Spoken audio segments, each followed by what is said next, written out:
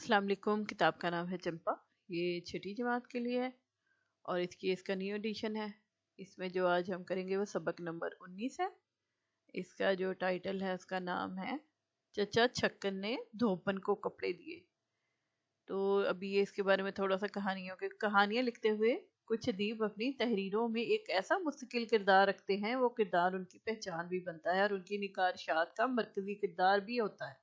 मज़ाहिया किरदारों में इम्तियाज अली ताज के चचा छक्कन, कन्हैया लाल कपूर के चचा अफलातून और मुश्ताक अहमद यूसुफी के मिर्ज़ा अब्दुल वदूद बेग काबिल ज़िक्र हैं।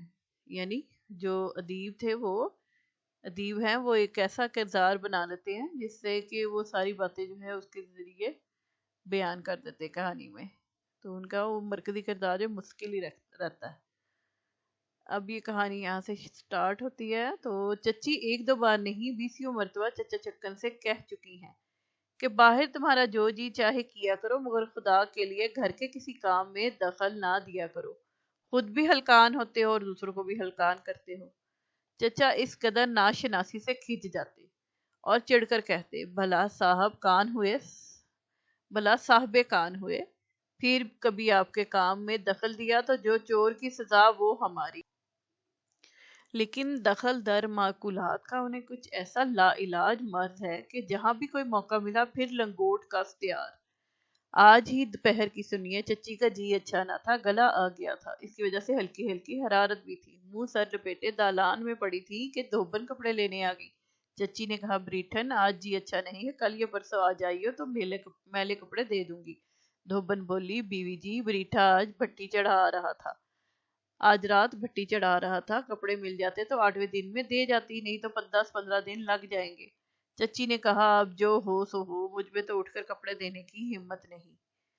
चचा छक्कन परले दालान में बैठे मियाँ मिट्ठू को सबक पढ़ा रहे थे। कहीं चच्ची की बात सुन पाई। उन्हें ऐसे मौके अल्लाह दे झट इधर आ पहुंचे और बोले, क्या बात है, कपड़े देने हैं धोबन को, हम दिए देते हैं। चच्ची बोली है, खुदा के लिए तुम रहने देना, हलकम डालोगे सारे घर में, पहले ही मेरा जी अच्छा नहीं है। चचा कब रुकने वाले हैं भला? बोले, वाह कोई बात है, ये ऐसा काम ही क्या है, अभी निपटाए देते हैं। चची बुड़बुड़ाती हुई करवट लेकर पड़ी रही और चचा चले धोबन को कपड़े देने। ना किसी से ये पूछा कि किसके कपड़े कहाँ पड़े हैं, खुद ही घर के जाले लेने शुरू कर दिए। जो कपड़ा नजर आया खुद ही आंखों के सामने तान कर परखा या नीचे फैलाकर देख लिया। कम वक्त पता भी तो नहीं चलता कि पहनने का कपड़ा है ये झाड़न बन चुका है। किसी कपड़े को छोड़ा, किसी को बगल में दबाया, कहीं झुककर चारपाई के नीचे झांका, कहीं एड़ियां उठाकर अलमारी के ऊपर नजर डाली। मालूम होता था आज चचा ने कसम खा ली है कि जो काम होगा आप ही करेंगे, लेकिन आखिर कब तक? कपड़ों की तलाश में असबाब की कोठरी में गए थे। 5 मिनट बाद अंदर से आवाजें आनी शुरू हो गई। लीजिए साहब, हस्बे मामूल सारा घर चचा मियाँ के गिर जमा हो गया और आपने सुनाने शुरू कर दिए अपने अहकाम। अब खड़े मेरा मुंह क्या तक रहे हो? जमा करो मैले कपड़े, पर देखो रह ना जाए कोई, एक को ना देख लीजिए, दालान में ढेर लगा दो सबका। बुंदू तू हमारे कमरे में से मैले कपड़े समेट ला, और सुनना, वो चट्टन या बन्नों का एक कुर्ता बांस पर लिपटा हुआ कोने में रखा है, परसों कमरे के जाले उतारे थे हमने, वो भी खोलता लाइयो। और देख, एक बनियान हमारा आतिशदान में रखा है, बूट पूंजे थे उससे, वो भी लेते आना। जा भाग कर जा। अम्मामी तू बच्चों के कपड़े जमा कर, हर कोने और ताक को देख लीजिए, ये बदमाश कपड़े रखने को नई नई जगह निकालते हैं। नौकर रवाना हुए तो बच्चों की बारी आ गई। कहाँ गए ये सब के सब? और छुट्टन लीजिए, मुलाहिजा फरमाइए आपकी सूरत। अरे ये क्या हाल बनाया है, कोयलों में कहाँ जा घुसा था? उतार अपने कपड़े, नए कपड़े फिर मिलेंगे, पहले मैले कपड़े यहाँ ला कर रख। और ये बन्नों किधर गई? मैं कहता हूँ आखिर ये मर्ज क्या हो गया है तुम लोगों को, जहाँ काम की सूरत देखी खिसक जाने की ठहरा ली। चलो अंदर, एक कागज और पेंसिल लाकर हमें आखिर लिखे भी जाएंगे कपड़े या नहीं। लल्लू, तुम बिस्तरों में से मैली चादरें और तकियों के गिलाफ निकाल कर लाओ। गर्ज एक 5 मिनट में घर की ये हालत हो गई, गोया आंख मचोली खेली जा रही है। कोई इधर भाग रहा है, कोई उधर, कोई चारपाई के नीचे से निकल रहा है, कोई कोने झांकता फिर रहा है, किसी ने लिपटे हुए बिस्तर से कुश्ती शुरू कर रखी है, कोई कपड़े उतार کپڑے اتار تولیہ لپیٹے بھاگا جا رہا ہے. ساتھ ساتھ چچا کے نعرے بھی سننے میں آ رہے ہیں. سب کے ہاتھ پاؤں پھول رہے ہیں. سٹی گم ہے. ٹکریں لگ رہی ہیں. کوئی آدھ گھنٹے کی محنت سے سارے کپڑے دالان میں جمع ہوئے. نوکر اور بچے کپڑوں کے ڈھیر کے گرد دائرہ باندھے کھڑے ہیں. صورتیں سب کی ایسی ہیں گویا سوانگ بھر رکھا ہے. کسی کے منہ پر مٹی پڑی ہے, کسی کے بال مٹیالے ہو رہے ہیں, کسی کے کپڑوں پر جالے لگے ہوئے ہیں. چچا چارپائی پر بیٹھے ایک ایک کپڑے کا معائنہ فرما رہے ہیں. ہر کپڑے کو انگلی کے سروں سے اٹھا کر دیکھتے ہیں. کبھی دھوبن کو ڈانٹتے ہیں کہ خبردار جو ایک داغ بھی باقی رہا. کہیں بیچ میں وہ بنیان بھی ہاتھ آ گیا جس سے آپ نے بوٹ پونجے تھے. خیال نہ رہا کہ یہ اپنی ہی کاروائی ہے, برت پڑے. اب دیکھو تو اس کی حالت یہ انسانوں کا برتا ہوا معلوم ہوتا ہے. اللہ جانے بد تہذیب کہاں کہاں داغ. اچھی طرح سے دیکھنے پر چچا کو یاد آیا کہ یہ بنیان ان کی اپنے کمرے کے آتش دان میں سے برآمد ہوا ہوگا. چنانچہ فوراً کپڑوں میں ملا دیا اور ارشاد ہوا, اب چلو اب جو ہے سو ہے. لو اب کپڑوں کو الگ الگ کرو اور کہ کون سا کپڑا کس کا ہے. 10 ہاتھ کپڑے الگ الگ کرنے میں مصروف ہو گئے. ہر ایک کو اپنی کارگزاری دکھانے کا خیال. دھوبن چیخ رہی ہے, ارے میاں جانے دو, اے بھائی رہنے دو, میں ابھی آپ الگ الگ کر دوں گی. مگر بچے کہاں سنتے ہیں. کوئی کہتا یہ میری قمیض ہے, کوئی کہتا تمہاری کہاں سے آئی, یہ تو میری ہے. کسی کا کوٹ پر جھگڑا ہے, کسی کا باسکٹ پر. کوئی کرتے کی ایک آستین کھینچ رہا ہے, کوئی دوسری. کسی کے پجامے کے پائنچوں پر رسا کشی ہو رہی ہے, کپڑے چر چر پھٹ رہے ہیں. چچا سب کے ناموں کی فہرست بنانے میں مشغول ہیں. بیچ میں سر اٹھا اٹھا کر ڈانٹتے بھی جا رہے ہیں. پھاڑ دیا نا, اب کے بنانے کو کہیو کوئی نیا کپڑا, جو ٹاٹ کے کپڑے نہ بنا کر دیے ہوں. چلے جاؤ یہاں سے سب, چلے جاؤ سب یہاں سے, ہم اکیلے سب کام کر لیں گے.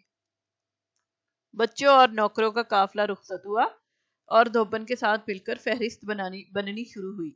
اسے ہدایات دی گئیں کہ دیکھ ہم پوری فہرست بنائیں گے کپڑوں کی. سب کے کپڑے جدا جدا لکھوانے ہوں گے اور ساتھ ہی بتانا ہوگا کہ اتنے کپڑے گرم ہیں, اتنے ریشمی, اتنے سوتی. دھوبن بولی, یوں ہی تو ہمیشہ لکھے جاتے ہیں. چچا کو اپنی اس قابل قدر تجویز کی داد نہ ملی تو آپ دھوبن سے چڑ گئے. پگلی کہیں کی, ہر روز تو گھر میں ہلڑ مچا رہتا ہے کہ اس کی قمیض بدل گئی, اس کا پجامہ نہیں ملتا, اور کہتی ہے کہ یوں ہی لکھے جاتے ہیں کپڑے.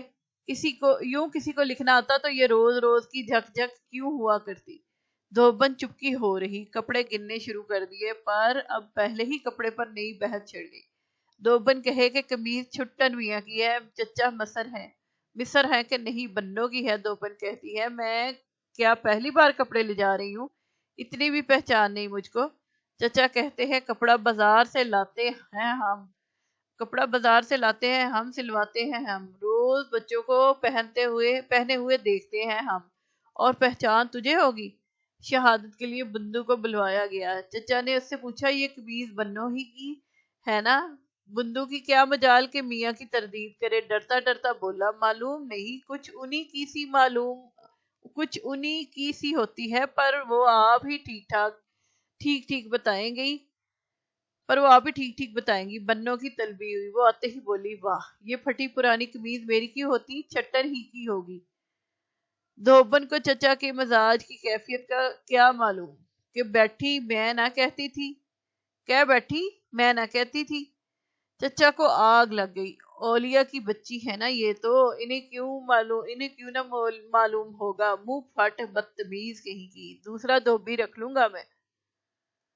کامل 1 گھنٹے کی محنت کے بعد کہیں فہرست بن کے تیار ہوئی کہ کون سا کپڑا کس کا ہے اور کس کے کپڑے کتنے ہیں. اب جناب ادھر دھوبن سے کہا گیا کہ تو سب کے کپڑے گن. ادھر اپنی فہرست کی میزان میں لانی شروع کر دی. دھوبن گنتی ہے, 59 عدد بنتے ہیں. چچا اپنی میزان میں لاتے ہیں تو 61 کپڑے ہوتے ہیں. دھوبن بار بار کہتی ہے, میاں ٹھیک طرح جوڑو, 59 ہی ہیں. پر چچا ہیں کہ بگڑے جا رہے ہیں, تیرا جوڑنا ٹھیک اور ہمارا جوڑنا غلط ہو گیا, جاہل کہیں کی. دھوبن غریب ہر طرف دیکھتی ہے, بار بار کپڑے گنتی ہے, وہی 59 نکلتے ہیں. چچا کی نظروں کے سامنے بھی ایک بار گن دیے, وہی 59 ہی نکلے. آخر نئے سرے سے تمام کپڑوں کا مقابلہ کیا گیا. کوئی گھنٹہ بھر کی تحقیق کے بعد معلوم ہوا کہ دھوبن نے بتائے تھے 2 جوڑی موزے اور چچا نے لکھے تھے 4. دھوبن इन्हें 2 अदद गिनती थी और चचा 4 अदद।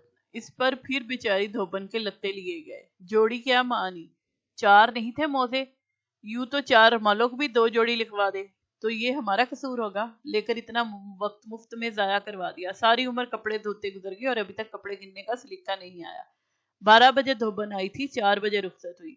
चचा छक्कन फरागत पाने के बाद फहरिस्त चची को देने आए। बोले, निपटा दिया हमने धोबन को। चच्ची जली हुई थी, बोली, घर पर क्यामत भी तो गुजर गई। कोई बच्चा नंग धड़ंग फिर रहा है, कोई गुसल खाने में कपड़ों के लिए गोल मचा रहा है, धोबन दुखिया अलग से सियानी होकर गई है। आधा दिन बर्बाद करके किस मजे में कहते हैं कि निपटा दिया हमने धोबन को। चचा चिढ़ गए। तुम्हें कभी फूटे मुंह से दांत के 2 लफ्ज कहने की तौफीक ना हुई। चचा रूठ कर चारपाई पर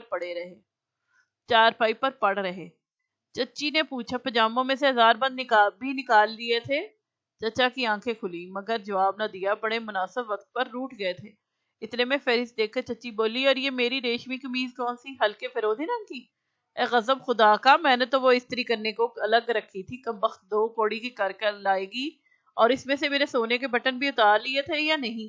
अब तो चचा की त्योरी चढ़ी हुई थी। सोने के बटनों का सुना अब तक तो चचा की त्योरी चढ़ी हुई थी। सोने के बटनों का सुना तो हड़बड़ा कर उठ बैठे। बटन सोने के? तुम्हें मेरी कसम है तुम्हें मेरी कसम है ही है, वो तो नहीं उतारे हमने।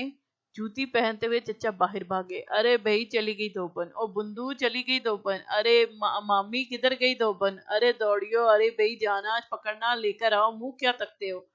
सोने के बटन ले गई अम्मा, सोने के बटन तुम्हारी चच्ची के। इसका घर किधर है? चौक से मुड़कर किधर को अम्मा, ख्वांचे वाले किसी धोबन को जाते देखा है? अरे भाई रेवड़ियों वाले, कोई धोबन इधर तो नहीं गई? भाई कंडेरियों वाले, कोई धोबन दाएं हाथ को इस तरफ को? अभी तक चचा बटन लेकर वापस नहीं आए। तो खास अल्फाज हैं नाशनासी। नाशनासी का मतलब होता है जिनसे वाकफियत ना हो। लत्ते लेना यानी सख्ती से पीछे पड़ जाना, लड़ना झगड़ना। दखल दर माकूलात तो किसी और के मामले में खामखा दखल दिए जाना। कारगुजारी कारकर्दगी, मीज़ान मजमुआ। त्योरी चढ़ाना यानी कि पेशानी पर बल डालना या नागवारी का इजहार करना। सोचिए और बताइए कि आप मज़ाहिया मज़ामीन पढ़ने में दिलचस्पी लेते हैं। अपने पसंदीदा मज़ाहिया किरदार के बारे में अपने साथियों को बताइए। तो बच्चे बताएं कि उन्होंने कभी मज़ाहिया कोई नावल नुवल या किस तरह कहानियाँ वगैरह पढ़ी हैं, तो उसके बारे में है कि कोई ख़ास किरदार अगर कोई याद हो तो वो बताएं। आगे है मश्क। सबक की बुलंद ख़्वानी गौर से सुनिए और ज़बानी सवालात के जवाब दीजिए। आगे है पढ़ना। सबक पढ़िए। पढ़ते वक्त सबक में मौजूद रोज़मर्रा मुहावरात, कहावतें, ज़रबुल इम्साल पर खास तवज्जो देते हुए इनका मफ़हूम समझिए। खास अल्फाज, दिए गए अल्फाज के मानी फरहंग से देखकर लिखिए। तो ये भी हो गया है।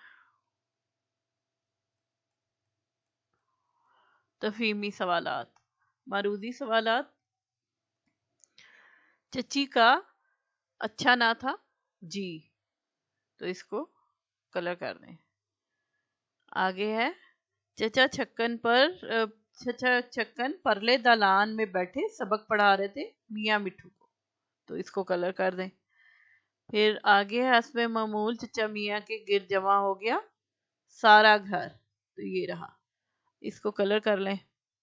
फिर है क्वाइद की रूह से त्योरी चढ़ाना है मुहावरा, तो ये मुहावरा था। आगे है धोबन 12 बजे आई और रुखसत हुई 4 बजे, तो इसको कलर कर लें।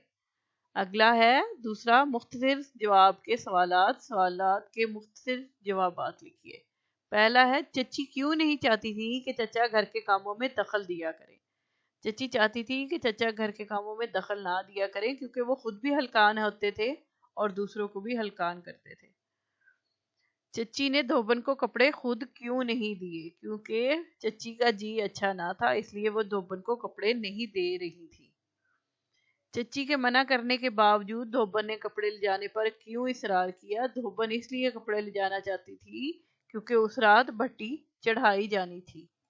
اگلا سوال ہے، چچا میاں کیوں ہڑبڑا کر باہر بھاگے؟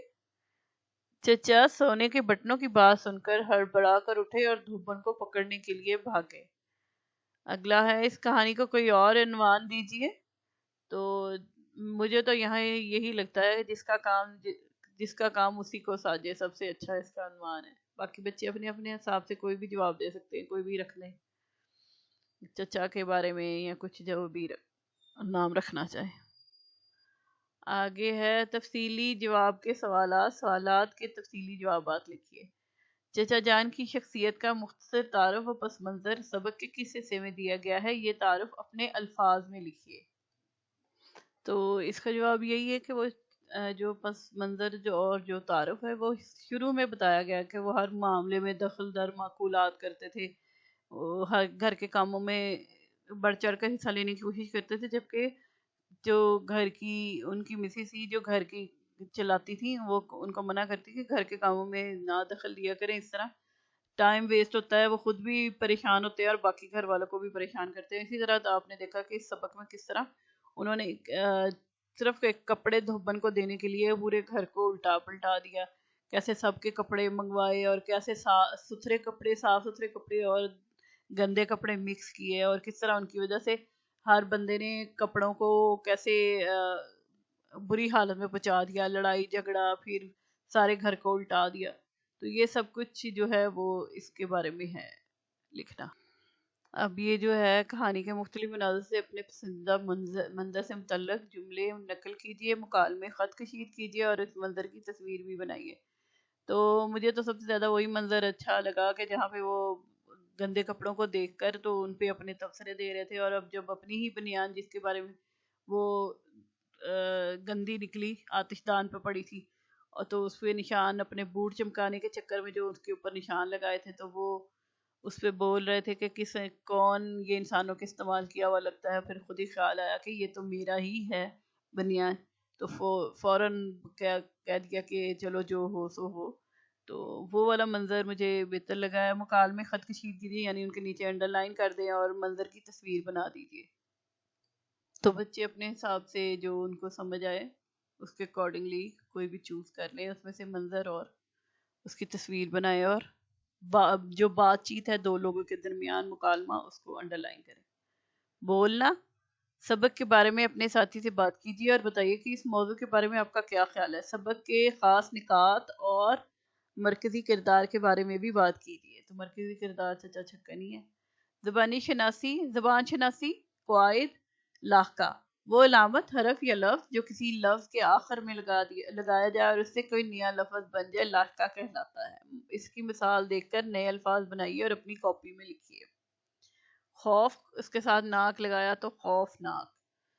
تو اسی طرح دان ہے، تو دان کے ساتھ آپ لگا سکتے ہیں آتش دان، خاندان، پاندان، اور مند ہے تو درد مند، ضرورت مند، صحت مند۔ اسی طرح دار ہے تو چمکدار، حقدار۔ تو آگے ہے 5واں، درج ذیل محاورات کو اپنی جملوں میں اس طرح استعمال کیجیے کہ ان کے معنی واضح ہو جائیں۔ لتے لینا، تو سب سے پہلے لتے لینا، جب نوکر نے قیمتی برتن کو توڑ دیا تو مالکن نے پورے گھر کے سامنے اس کے لتے لے لیے، ٹھیک ہے۔ پھر ہے فراغت پانا، یعنی کہ فارغ ہونا۔ اسلم نے BA کے امتحان سے فراغت پانے کے بعد کمپیوٹر کورس شروع کر دیا۔ اگلا ہے ہلکان ہونا، یعنی تھک جانا۔ کڑی دھوپ میں مسلسل پیدل چلنے سے علی تھک کر ہلکان ہو گیا۔ سٹی گم ہو جانا، یعنی کہ حواس باختہ ہو جانا۔ اچانک سامنے شیر کو دیکھ کر شکاری کی سٹی گم ہو گئی۔ سوانگ رچانا، یعنی بحروب بھرنا۔ گداگر نے، یعنی بکاری نے لوگوں کی ہمدردی حاصل کرنے کے لیے معذوری کا سوانگ رچایا ہوا تھا۔ تو تیوری چڑھانا ہوتا ہے غصے کا اظہار کرنا۔ ذرا سی بات پر تیوری چڑھانا اچھے اخلاق کی نشانی نہیں ہے۔ لکھنا، تخلیقی لکھائی، روداد نویسی، روداد فارسی زبان کا لفظ ہے جس کے معنی کیفیت، حالت، عدالت کی کاروائی اور وہ تحریر جس میں کاروائی درج ہو ہیں، یعنی کہانی، روداد، پوری سٹوری۔ انگریزی میں اس کا ترجمہ رپورٹ ہے۔ اصطلاحی طور پر ایسے واقعات و مشاہدات کا بیان جو روداد لکھنے والے کی نظر سے گزرے ہوں۔ روداد کو ہم آنکھوں دیکھا حال بھی کہتے ہیں۔ اچھا جی، روداد کے اصول۔ تعارف: جس شخص کے واقعے یا تقریب کے بارے میں روداد لکھی جا رہی ہے اس کا تعارف کروایا جائے۔ وقت، تاریخ، مقام اور حاضرین: مقام کی آرائش و زیبائش اور حاضرین کی کیفیات کا ذکر ضروری ہے۔ مہمان خصوصی یا صدر کا تعارف کروایا جائے۔ واقعات کی ترتیب: شروع سے آخر تک ترتیب وار واقعات کا ذکر کیا جائے۔ دلچسپی کا عنصر: روداد کا بیان آسان، عام فہم اور انداز دلچسپ ہونا ضروری ہے۔ وسیع اور مناسب ذخیرہ الفاظ اور گہرا مشاہدہ: ان دونوں نکات کا خیال اور درمیان میں کچھ شعری یا نثری حوالے دینا روداد کو چار چاند لگا دیتا ہے۔ نمبر 6، اپنے اسکول میں ہونے والے کسی تقریری مقابلے، جشن یوم آزادی یا ایسی ہی کسی تقریب کی روداد لکھیے۔ روداد کے الفاظ کی تعداد کم از کم 150 ہو۔ تو جب بچے کہیں دیکھتے ہیں کوئی تقریب جو ہوتی ہے، جیسے کوئی مینا بازار ہے، آپ اس کی بھی لکھ سکتے ہیں۔ جیسے بچے وہاں پہ اکٹھے ہوئے ہیں، ٹھیلے لگے ہیں، مطلب مختلف سٹال لگے ہیں، پھر اس میں سے مختلف جگہوں پہ کیا بک رہا ہے، کیا کھانے کی چیزیں ہیں، کچھ فیس پینٹنگ کی ہیں، کچھ وہ گیمز کھلائے جا رہے ہیں، پھر جھولے لگے ہوئے ہیں۔ اس طرح کی مطلب نا روداد جو ہے ویسے کسی کوئی بھی تقریب کے بارے میں اچھے سے لکھ سکتے ہیں بچے۔ آگے ہے سرگرمیاں۔ گروہ بنائیے، اس کہانی کو باری باری ڈرامے کی شکل میں پیش کیجیے۔ عمدہ پیشکش کا معیار پہلے سے متعین کر لیجیے، مثلاً تلفظ کی درستی، واضح انداز بیان، تاثرات اور حرکات و سکنات واضح، دلچسپ اور بے جھجک ہونا، سوانگ یعنی گیٹ اپ کا عمدہ ہونا۔ تو اس کہانی کو دوبارہ سے آپس میں کریٹ کریں۔ دیے گئے الفاظ کو مومے میں تلاش کیجیے۔ اب سب سے پہلے ہے ناشناسی، ادھر لکھا ہوا ہے ناشناسی۔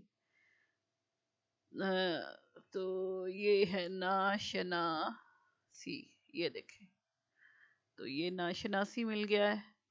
پھر ہے اگلا داغ، چلے ادھر سے شروع کر لیتے ہیں۔ ہلکان، اب جو ہے یہ ہلکان، یہ رہا ہلکان، تو یہ ہلکان مل گیا۔ پھر ہے حرارت، اور یہ رہا حرارت۔ آگے چلے جھاڑن،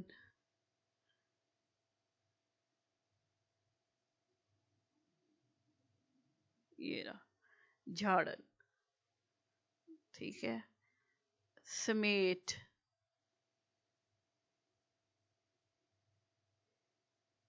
یہ رہا سمیٹ،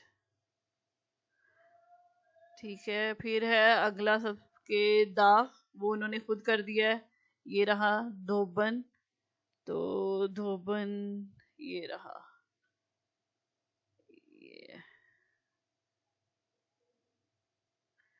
اگلا ہے تجویز، تو یہ رہا تجویز، یہ دیکھیں یہ ہو گیا تجویز کمپلیٹ۔ قمیض، تو اگلا ہے قمیض، تو یہ رہا یہ قمیض، اور پھر اگلا ہے ریشمی، تو یہ رہا ریشمی۔ تو اس طرح یہ جو ہے ہم نے موما بھی حل کر لیا ہے۔ تو اس سے اگلا سبق ہم اگلی ویڈیو میں کریں گے۔ شکریہ۔